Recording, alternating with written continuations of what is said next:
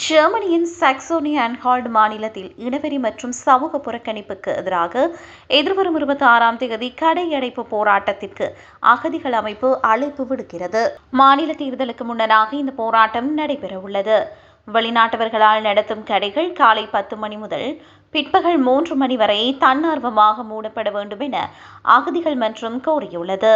சுதந்திரமான ஜனநாயக சமூகத்தின் கதவுகள் நாளை மூடப்படாமல் இருக்க நாங்கள் எங்கள் கதவுகளை மூடுகிறோம் என அமைப்பு தெரிவித்துள்ளது.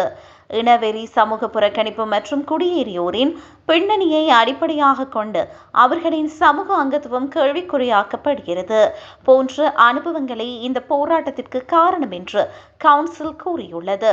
செப்டம்பர் 6ஆம் தேதி நடைபெறவுள்ள மாநில தேர்தலுக்கு 11 நாட்களுக்கு முன்பு இந்த போராட்டம் இடம்பெறும். தற்போதைய கருத்து கணிப்புகளில் AfD கட்சி சுமார் 43% ஆதரவை பெற்றுள்ளதாக தெரிவிக்கப்படுகிறது.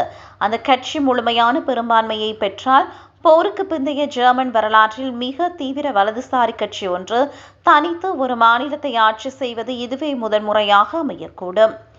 AfDயின் தேர்தல் திட்டத்தில் குடியேற்றக் கொள்கையில் கடுமையான மாற்றம், மீள்குடியேற்றம் எனப்படும் மீள்குடியேற்ற கொள்கை உள்ளிட்ட பல திட்டங்கள் இடம்பெற்றுள்ளதாக தெரிவிக்கப்படுகிறது.